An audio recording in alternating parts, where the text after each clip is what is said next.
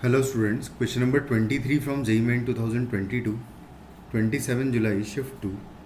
The question is, let for the ninth term in the binomial expansion of 3 plus 6x to the power n in the increasing power of x, 6x,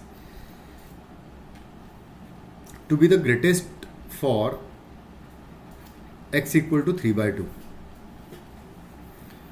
The least value of n is n naught if k is the ratio of the coefficient of x की power 6 and the coefficient of to the coefficient of x की power 3, then k plus n naught का value क्या आएगा ये निकालना है मुझे.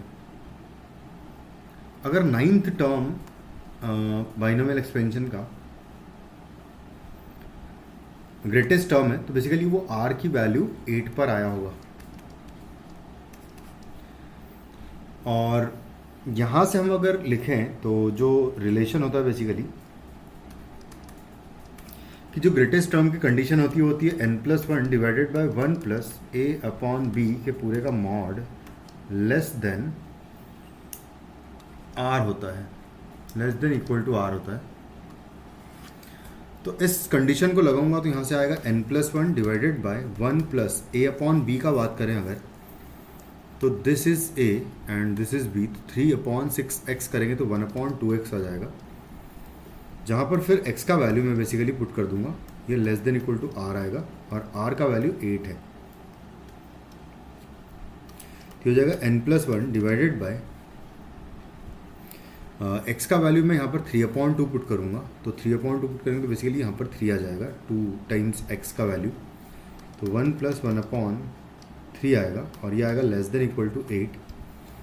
तो n+1 should be less than equal to, इसको ऐड करेंगे तो 4/3 हो जाएगा.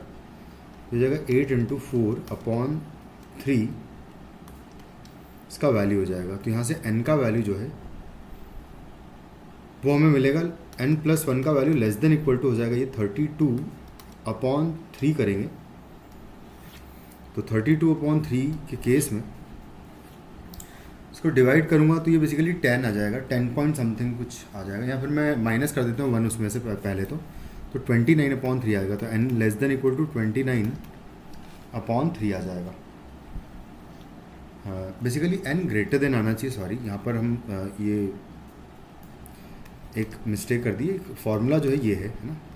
तो यहाँ से अगर ऐसा सिचुएशन होगा तो बेसिकली n का value greater than equal to हमें मिलेगा 29/3. तो इसका मतलब n इससे जस्ट बड़ा नंबर जो होगा वो हमारा आंसर हो जाएगा n का, यानी कि n equal to in this situation will be, यहाँ पर 10 आ जाएगा, यानी कि n नॉट का वैल्यू 10 मिलेगा जो हमें यहाँ बोला है उसने. तो n नॉट का वैल्यू अगर 10 है तो उसके बाद फिर हम रेशियो निकाल लेंगे of the coefficient of x की power 6 to the coefficient of x की पावर 3. तो इसका जनरल टर्म निकाल लेते हैं. पावर 10 हो गया तो 3 + 6x टू दी पावर 10 हो गया है.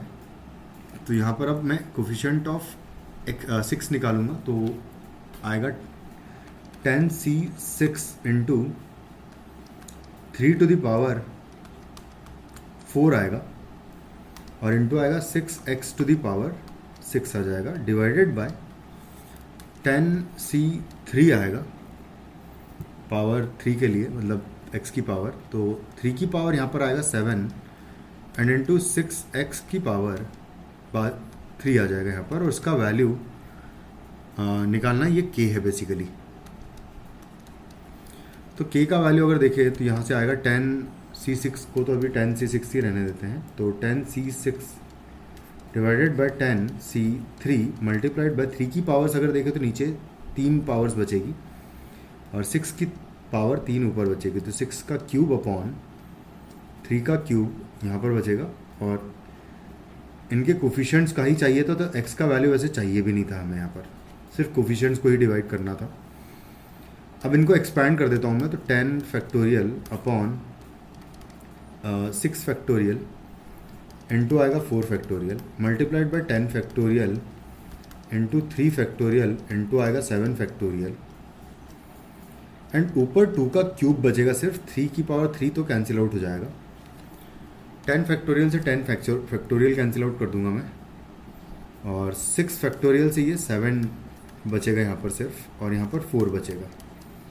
तो जो आएगा फाइनली मैं लिख देता हूँ, ऊपर 7 बचा हुआ है, 2 cube will be 8 divided by नीचे सिर्फ 4 बचा हुआ है, तो 4 से ये 2 टाइम्स कैंसिल आउट हो जाएगा, तो बेसिकली 14 जो है यहाँ से हमारा आंसर आ जाएगा इनका रेशियो। तो k का वैल्यू 14 हो गया, n नॉट का वैल्यू 10 हो गया, तो k plus n not will be equal to आएगा 14 प्लस 10, यानी कि हो जाएगा 24। So the answer of this question is 24। Thank you.